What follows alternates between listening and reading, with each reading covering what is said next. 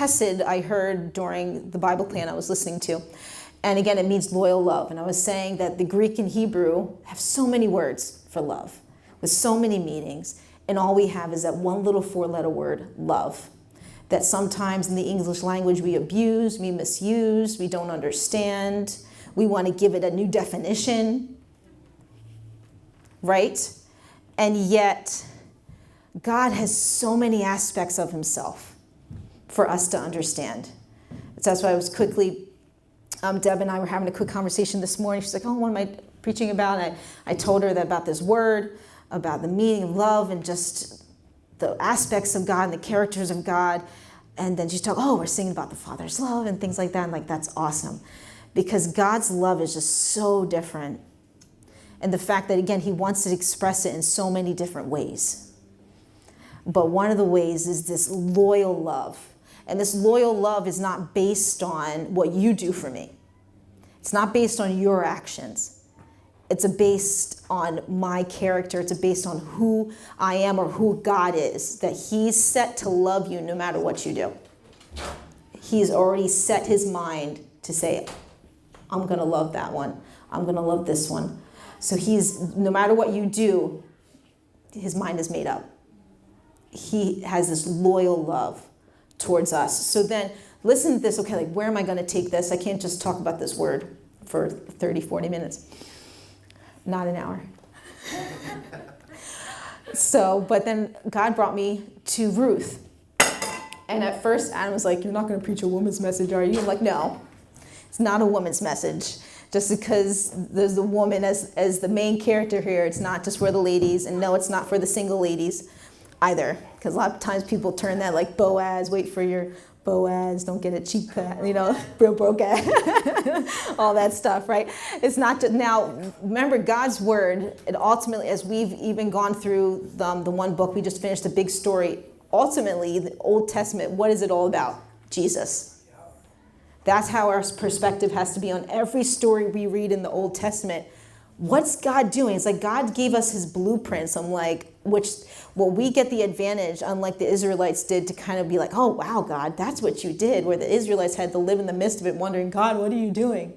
We get to look at it and be like, oh, wow, God, you put this person in this place, that person in this place, all to bring Jesus into the picture. So even with a book like Ruth, this fairly small book of 4 chapters, God is really revealing his character, revealing who he is, revealing his heart, just through this one woman that's not even an Israelite. So it's amazing. So we're going to dive into the book of Ruth. We're going to not read every verse, but we're going to read some, and we're going to just point you some notes that I took as I read it. And for us, as we read scripture, to be open to what is God saying, what is God going to reveal to us. So I'm going to start in Ruth 1. In the days when the judges ruled, there was a famine in the land, and a man of Bethlehem in Judah went to sojourn in the country of Moab, he and his wife and his 2 sons. So we'll stop there for a second. So now we're just given time. This is the time when the judges ruled. There's no king yet. And at this time, Israel was quite chaotic, you can say. The judges were set up to try to bring some kind of order, some type of reminding what they're supposed to be doing, but Israel is in chaos. And then we find out, okay, this guy is from Bethlehem. And then what is Bethlehem right now? In a famine. You know what Bethlehem means? The house of bread. Yeah. And they're going through a famine. And so he and his wife decide to pick up with their 2 sons to a land of Moab. The man was Elimelech, and the name of his wife, Naomi. Because I love the meaning of names, and I think it's really important. So we know Elimelech, which means my God is king, or God of the king, which is very fascinating as I was reading through this, like, wow, God. And Ruth means pleasant or friendship. And the names of his 2 sons were Mahlon and Chilion, which their names, in a way, now almost bring more sadness to their story. Mahlon means sick. Chilion means pining, longing, or gradually declining in health. And they were Ephrathites from Bethlehem and Judah, they went into the country of Moab and remained there. But Elimelech, the husband of Naomi, died, and she was left with her 2 sons. The sons took Moabite wives. The name of one was Orpah, which I could not find a meaning of her name, and the name of the other, Ruth. Oh, did I mix that up? I did. Naomi's my delight. Ruth is friendship. They lived there about 10 years, and both Mahlon and Chilion died. Unfortunately, their names, and they passed away, and so that the women now were left with no men. Now, in that culture, that was not good at all, because the man was the one that was supposed to provide, have coverage. Like, that was the woman's only way to survive at times. But God is so good. If you look through his law, he set up ways to make sure they were taken care of. But does that mean those laws were always followed? No. So unfortunately, they're really marginalized at this point of putting quite in danger. So going on, then she arose with her daughters-in-law to return from the country of Moab, for she heard in the fields of Moab that the Lord had visited his people and given them food. So things are changing in Bethlehem. Something happened, that something good is happening in Bethlehem. It's finally becoming again the house of bread. So she set out from the place where she was with her 2 daughters-in-law, and they went on the way to return to the land of Judah. But Naomi said to her 2 daughters-in-law, "Go, return each of you to her mother's house. May the Lord deal kindly with you, as you have dealt with the dead and with me." So that does show you a little bit about the wife's character. The fact that they even married men that did not have the best of names. But the fact that they were dedicated to these men, most likely while they were sick, shows that these women were kind women. They were good women. These men married good women.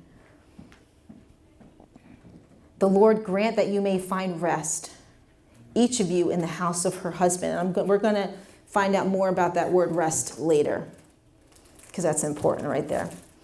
Then she kissed them, and they lifted up their voices and wept, and they said to her, "No, we will return with you to your people." But she thought she was helping them, saying, "Don't be with me. I'm done. I'm finished. God has nothing else for me." She was really bitter. She was low. She was low here. She was hopeless and bitter.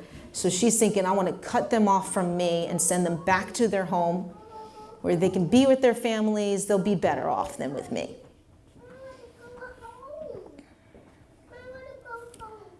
So turn back, my daughters, go your way, for I am too old to have a husband. If I should say I have hope, even if I should have a husband this night and should bear sons, if I had hope. Would you therefore wait till they are grown? Would you therefore refrain from marrying? No, my daughters, it is exceedingly bitter to me for your sake that the hand of the Lord has gone out against me. Then they lifted up their voice and wept again, and Orpah kissed her mother-in-law and left. So Orpah's like, okay, I'll go back. But Ruth clung to her. Sometimes like, why? Why did Ruth cling? And she said, see, your sister-in-law has gone back to her people and her gods. Return after your sister-in-law. But Ruth said, do not urge me to leave you or to return from following you. For where you go, I will go. And where you lodge, I will lodge. Your people shall be my people, and your God, my God. She didn't want to turn back to where she came from, to their gods. I'm curious, and my mind kind of goes like, did throughout the time of Naomi and Ruth be together for 10 years? They were together for 10 years. Naomi must have taught Ruth the word, must have showed her faith. So much so that Ruth is like, I don't want to go back to where I came from. There's something about your God. No, even though she just witnessed, and even Naomi from her own mouth is saying, God's done with me. Even after her seeing the men die, there's something about that faith that she still wanted. There's something about the people that she still wanted. There's something about Ruth that she still wanted to be with. But also in this, there's that word Khesed, or also there were that loyal love, that it wasn't, because right now Naomi was not in the best place. And I can see why anyone might just walk away. But there is loyalty there, whereas Ruth is, no, I can't let this woman go. I cannot. I have to be with her God, with her people. I have to be. So there's that longing there to be together. So I wrote here, although hopelessness and bitterness was in her midst, she desired the God of Naomi, even in the midst of that. Again, the kindness based on commitment. There was love there based on commitment. So Naomi says, okay. Actually, she said no more. She stopped talking. She realized I'm not going to fight with this lady. Okay, she's going to come with me. All right. So now they returned. So the two of them went on until they came to Bethlehem. When they came to Bethlehem, the whole town was stirred because of them. And the woman said, is this Naomi? So that tells you something, that she was known in Bethlehem. So when they were first there, they must have been people perhaps of wealth, of people of dignity. They must have been people well known. For the whole town, like, oh, is this Naomi? And they probably thought that Naomi's probably coming with nothing. They're probably like, wait, is this Naomi? Is this the woman we used to know that probably was grand, and now look at her? It's like, is this her? She said to them, do not call me Naomi. Call me Mara, which means bitter, sad, heavy. She didn't want to be known by my delight anymore, because that is not who she felt like she was. She thought, I'm no longer delightful. No, I'm bitter, I'm heavy, I'm sad. I don't want to be known by that name anymore. Her identity became how she felt. Her identity became her circumstances rather than who she was called to be. But we know God's about to change that. And then there comes Ruth 2. Ruth 1 was not the end of the story. There's Ruth 2. So now Naomi had a relative of her husband's, a worthy man of the clan of Elimelech. God is king, or the God of the king, whose name was Boaz, which means fleetness, quickness.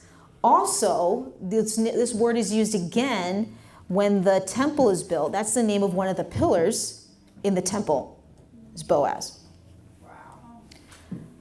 So what do we learn about this guy? Just one verse.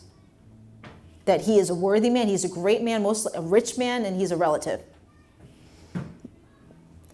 So verse 2, and the Ruth the Moabite said to Naomi, let me go to the field and glean among the ears of grain after him in whose sight I shall find favor. So now we're going to pause this. What she's referring to is a law that God set into place of where the poor of the area, of the country, can kind of glean off what was harvested, kind of the stuff that was left over, to, again, provide for the poor. So in God's law, there's provision for the poor. So they know the law, and so they're taking advantage of the law. She's like, go. She's going to do heavy work. This is not like glorious work. Think about it. A lot of people here would not want to go work in a farm field and get their hands dirty. It's hot. That's, to us, is not the most glorious of work. And so, but this is what she chose to do, to be committed to Naomi and see that they don't starve to death. Because if they don't do that, they're done for. That's it. If they don't do something. So she's willing to do this demeaning work to go out in the fields and glean. So again, where that comes from, Leviticus 19:9 and 10, that's where that law is revealed. And so they're using that law to their advantage. And we have to remember, when Ruth really decided to go with Naomi, she was deciding to go into a land that wasn't hers. So she was going to be a foreigner, an outcast, and also she was very poor. That's not great things going for her right there. And despite that, she still chose to go. Despite she knew that this was not going to be, or she thought she wasn't going to be welcomed. Or what would have easily assumed in that time period she was not going to be welcomed as a foreigner that was poor. And so Naomi said, go. This is Ruth offering, like, let me go to the field and do this. And Naomi was like, go, my daughter. So she sets out and went and gleaned in the field after the reapers, and she happened to come to the part of the field belonging to Boaz, who was of the clan of Elimelech. So Boaz was introduced, but when she goes out to this field, she doesn't know Boaz. And behold, Boaz came from Bethlehem and said to the reapers, the Lord be with you. And they answered, the Lord bless you. So what's interesting here is that Boaz, remember, he's the rich guy. The owner of this field is what he's doing. He's among his workers. That shows you his character, that this is a good man. He's choosing to be among his laborers, checking out who they are. He even is very observant to, like, wait a minute, as we're going to find out, who's that woman? So he knows his people. The fact that he can pick someone out that he doesn't know means he knows his people. This is a man of honor. This is a man of order. This is a good man. And so he says, who is this young woman? And the servant who was in charge of the reapers answered, she is the young Moabite woman who came back with Naomi from the country of Moab. She said, please let me glean and gather among the sheaves after the reapers. So she came, and she has continued from early morning until now, except for a short rest. So she's been working hard, but she did come, ask permission to do this thing. So then Boaz goes to Ruth. Now listen, my daughter, do not glean in another field. I mean, he's telling, like, you are safe here. You can stay here. You can do what you need to do. Do not worry about going anywhere else. But keep close to my young women. Let your eyes be on the field that they are reaping and go after them. Have I not charged the young men not to touch you? So he's a protector. And then when you are thirsty, go to the vessels and drink what the young men have drawn. So even more provision there.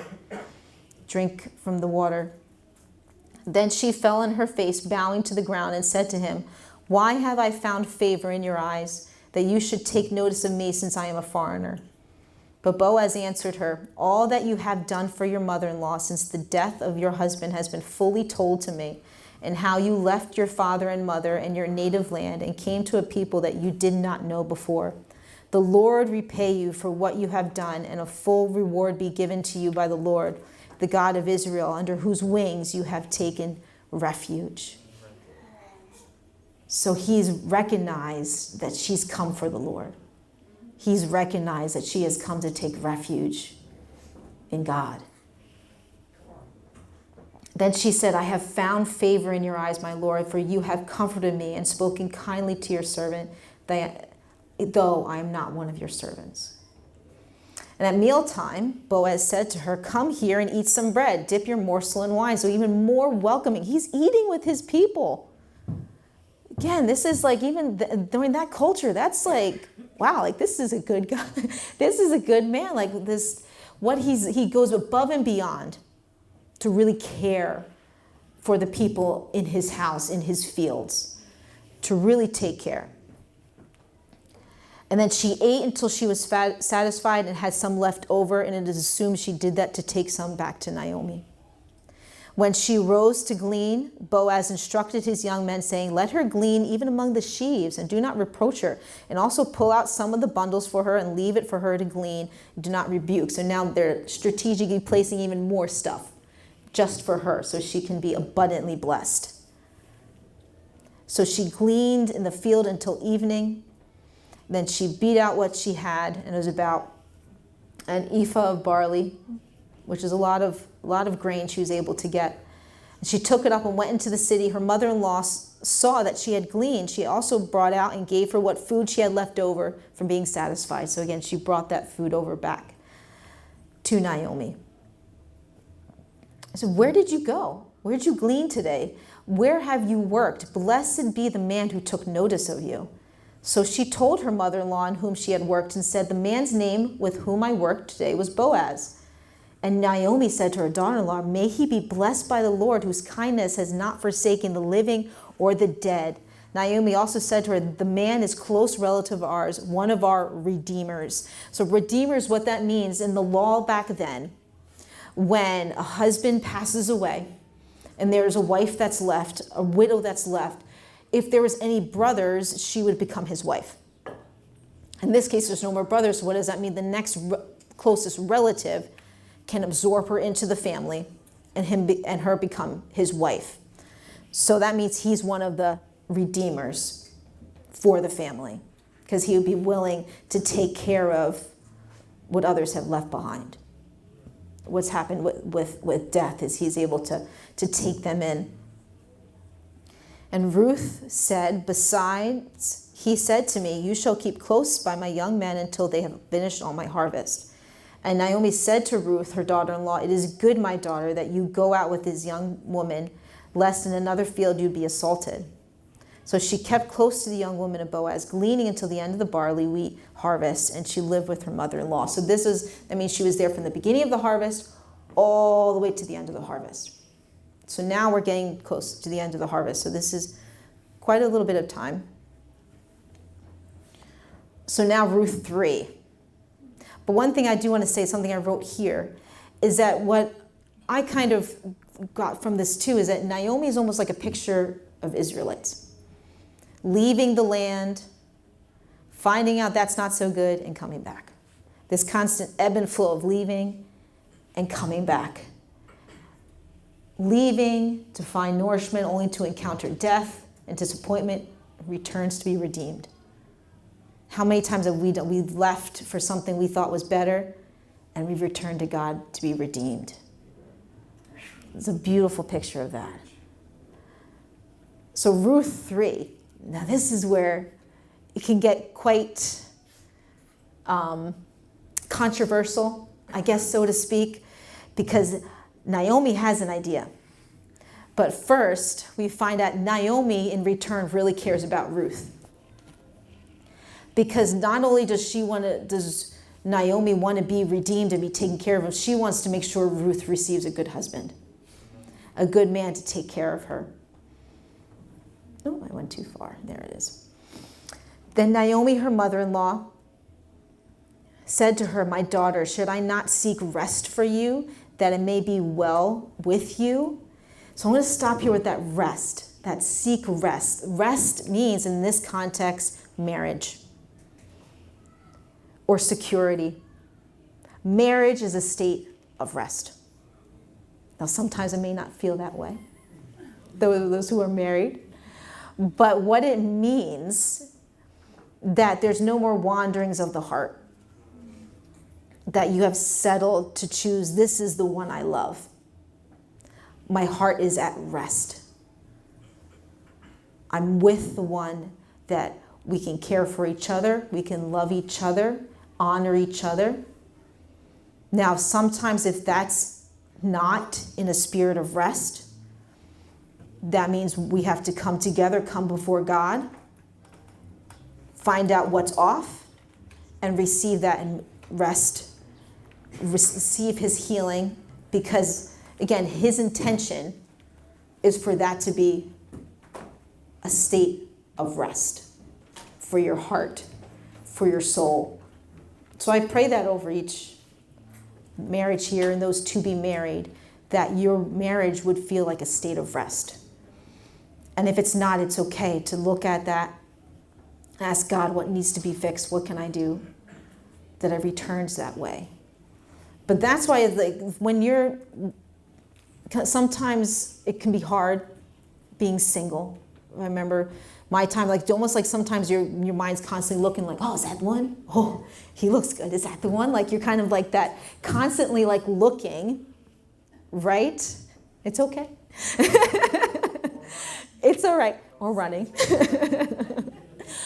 But what's, again, now it kind of, again, there's little things in every story. There's little things because each person that reads story, you're going to hear different things based on where you're at.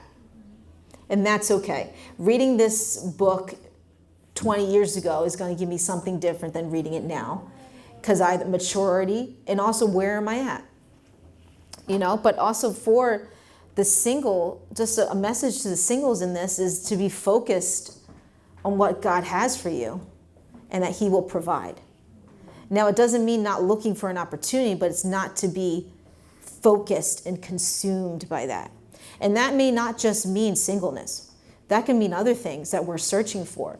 Is not to make sure we're being focused and loyal to God.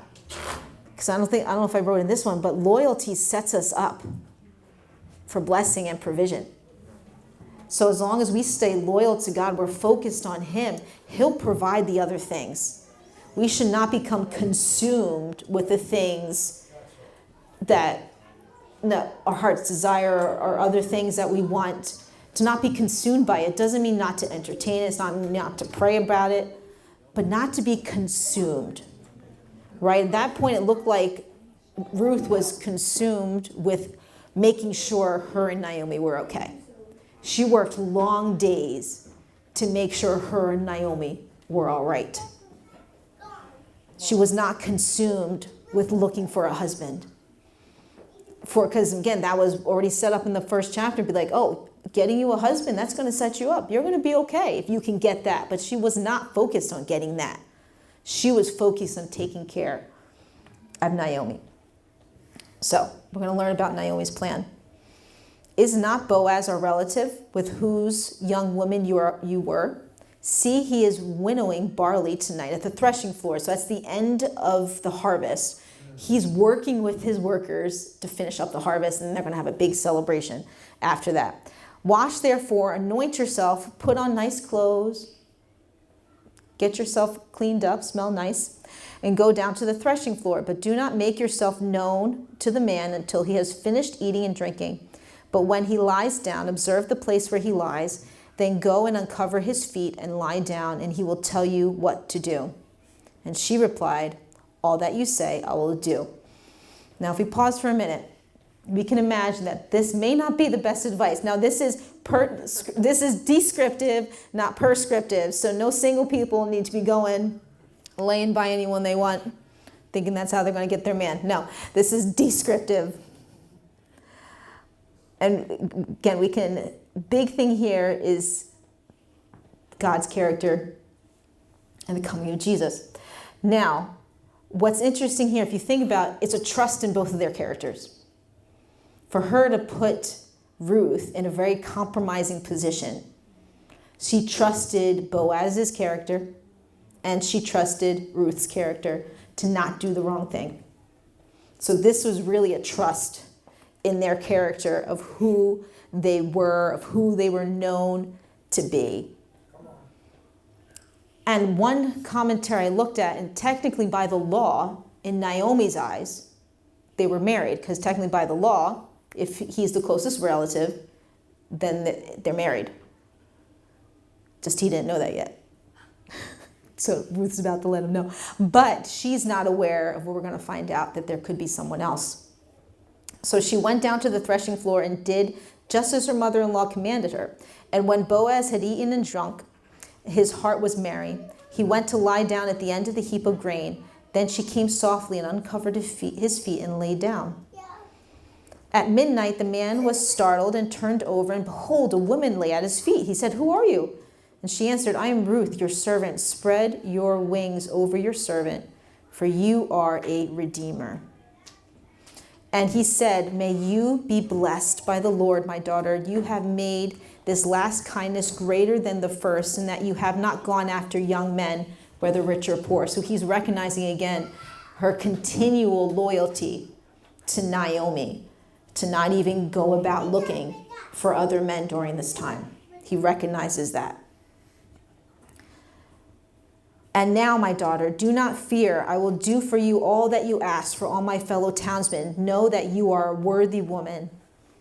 A virtuous woman. There's another translation there that she's already known throughout the land, that she is a virtuous woman. Her reputation precedes herself. She's known by that. And now that is true, I am a redeemer. Yet there is a redeemer nearer than I. Remain tonight, and in the morning, if he will redeem you, good, let him do it. But if he is not willing to redeem you, then as the Lord lives, I will redeem you. lie down until the morning. So the plan worked. The plan worked, and we're going to see what happens with the other one. But so she laid at her feet. She got up in time, but before she leaves, he's about to give her like a ridiculous amount of food. So again, he's providing for her, going above and beyond, giving her the provision that she needs. So he gives 6 measures of barley. Oh, she goes back to Naomi, telling her, he gave me 6 measures of barley, for you must not go back empty-handed to your mother-in-law. And she replied, wait, my daughter, until you learn how the matter turns out. So let's find out. Here's that quickness. Remember, his name means quickness? Next morning, he's like, oh, let's get this done. Let's get this moving. So no time, waste no time, and puts everything together. So also a testament to his character. Very quickly, it says, so verse 1, now Boaz had gone to the gate and sat there, and behold, the Redeemer of whom Boaz had spoken came by. So Boaz said, turn aside, friend, sit down here. As he turned aside and sat down, he took 10 men of elders of the city. So very quickly, he just starts gathering a meeting. So the fact that these men are willing to just stop whatever they're doing and come meet for him shows you, again, that he is a man that is honored. And they're willing just to stop everything. Be like, oh, Boaz calls the meeting? Okay, I'm there. If he's calling it, I'm there.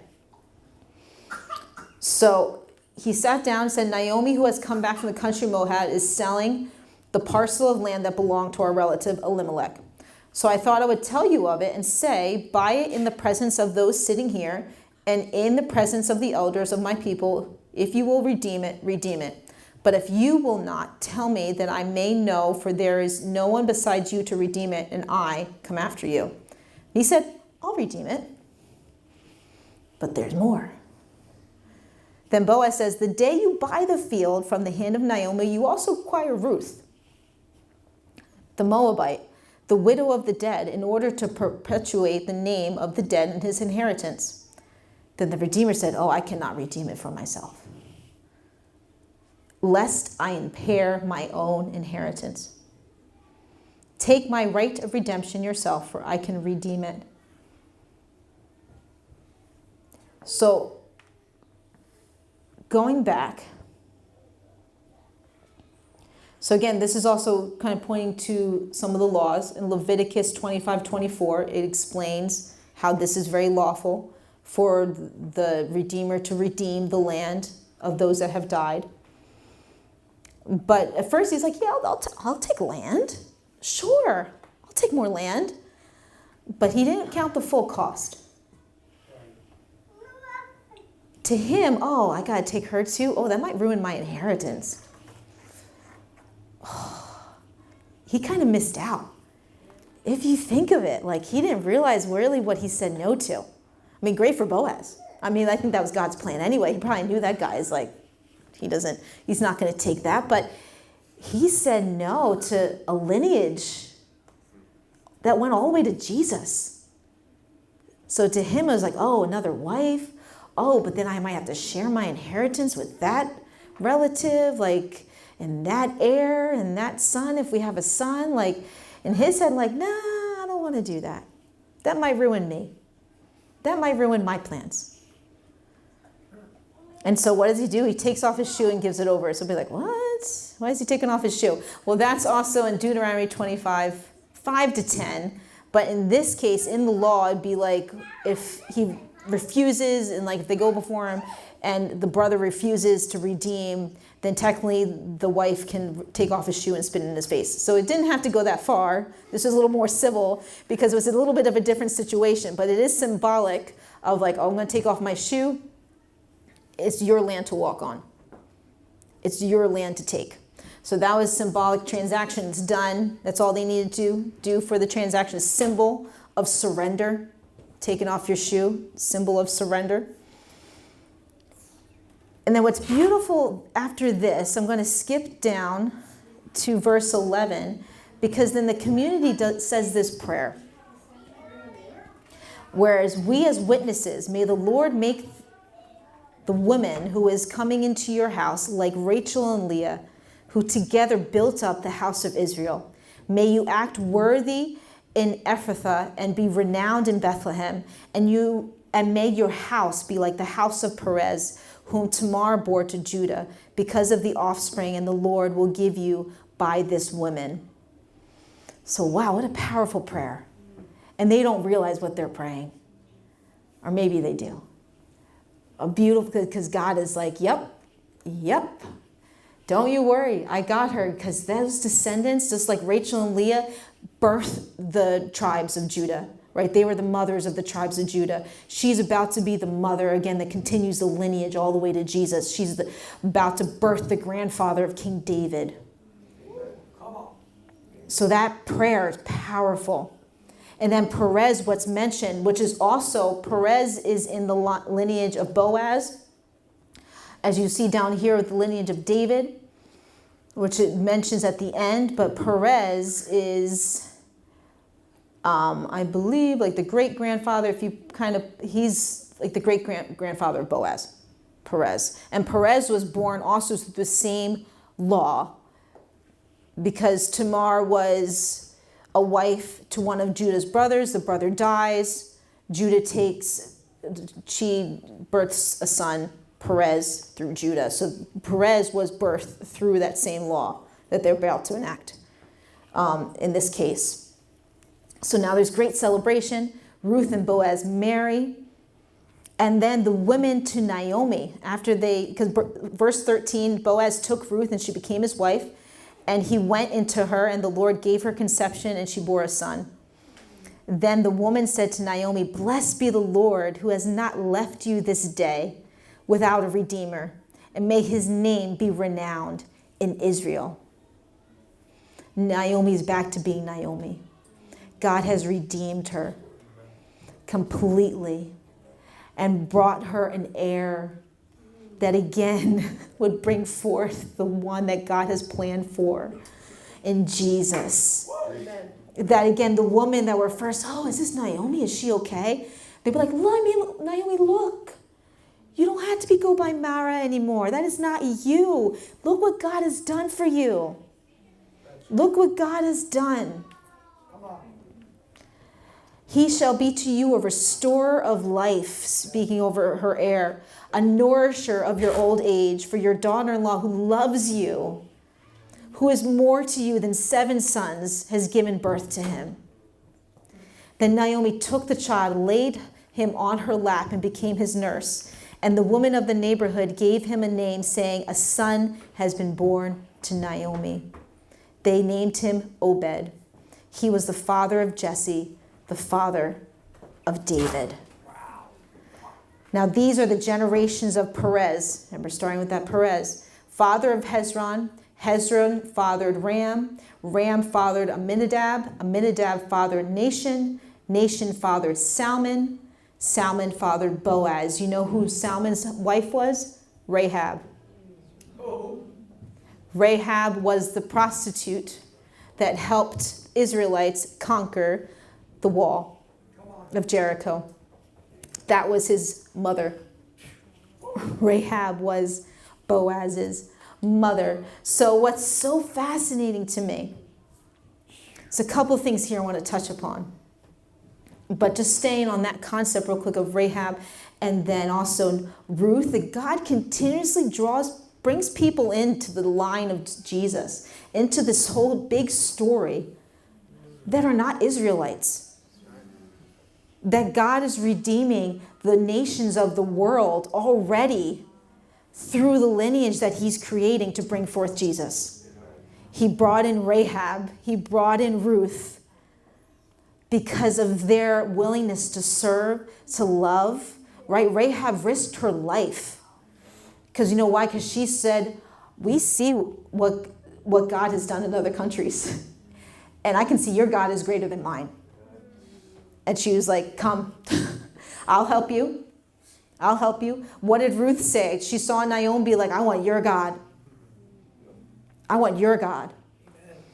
You realize Ruth, she was barren for 10 years. It's interesting. She didn't have any children with the husband that passed away. What's also interesting, I went on a little tangent, because in Deuteronomy it does mention the Moabites, and they were excluded from entering the assembly for 10 generations. So her people were excluded from the assembly 10 generations. 10 years barren, she brings forth where she is now going to be birthed the king, that his son is going to build that temple that they were excluded from. Talk about redemption. Like, God, wow, what you do. Sometimes I'm just amazed. I step back like, God, you are like the master architect, where you just start placing people in the right places, in the right time. Because I'm sure those 10 years might have been hard to be barren. But God's like, don't worry, I got you, my daughter. You're going to birth something great. The years of barrenness are not easy. Are not easy for those who've also birthed and had to wait. For those who also maybe had birth vision and other things that you've had to wait for. It's not easy. But what's interesting, if you look through the Old Testament, barrenness keeps on coming up. But every time, the end of barrenness is promise. Abraham and Sarah, barren, promise comes forth. Right? Every single time there's barrenness, God's like, don't worry, I got you. Promise, here you go. He answers big. It's like, oh, no, just wait. Just wait.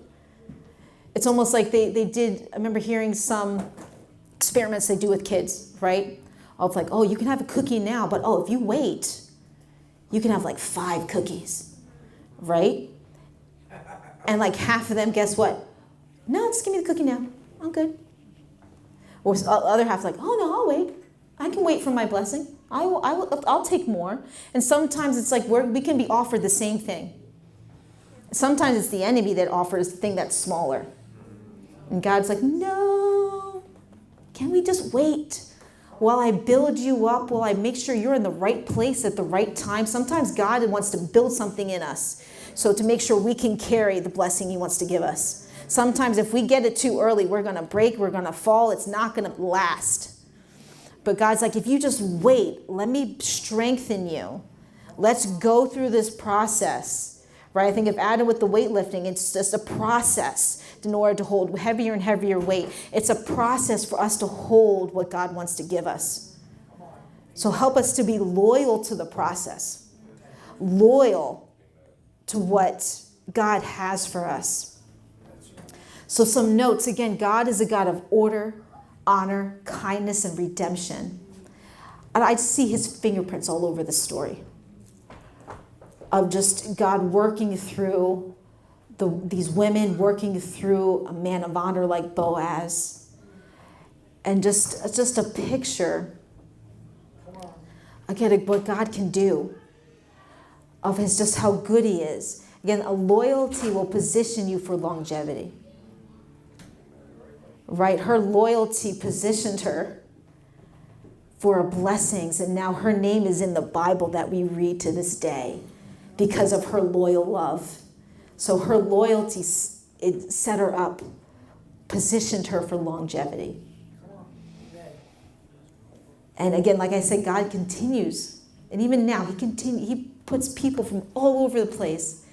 People that are very unlikely people right in the perfect spot for God to do something. Right? It's just amazing what God can do. It's a story of God's loyal love and kindness. That God was also committed to seeing his vision come through. But he was committed to loving Ruth. He was committed to loving Naomi. Again, this is also really speak to those who've gone through pain, loss, that God is still with you, that he can redeem those parts. That God can do that. And family of generations, I feel like in the last couple of weeks, God's really been hitting us hard with family and just generations.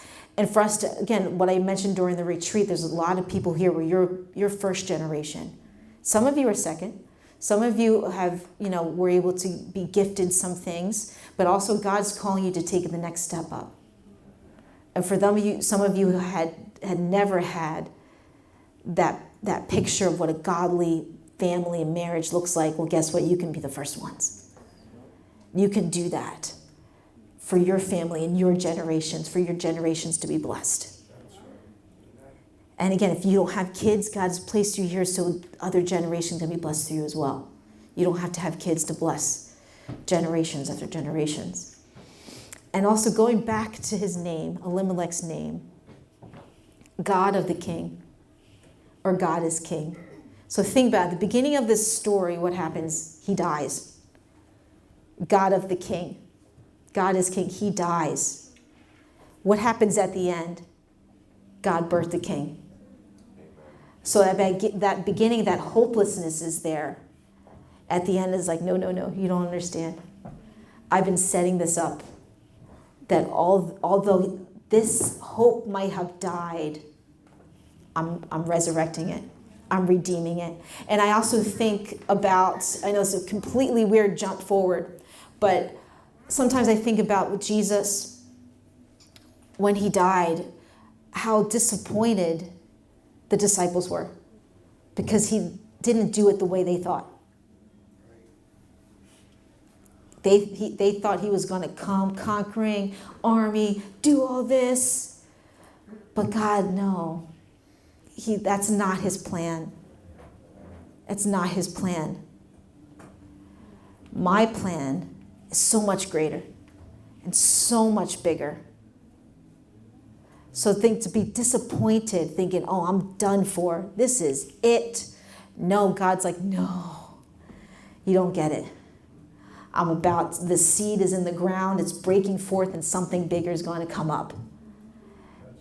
And so not to be disappointed when things don't go quite the way you thought. Because I really do believe God has something bigger then, and something greater.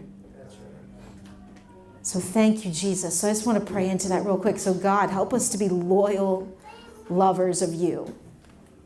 Help us to have loyal love towards you that helps us to be loyal toward each other. That help us to see what you've called us to be completely loyal to so we can set ourselves up for longevity of what you have for us, God. That we bless the generations and generations that are coming.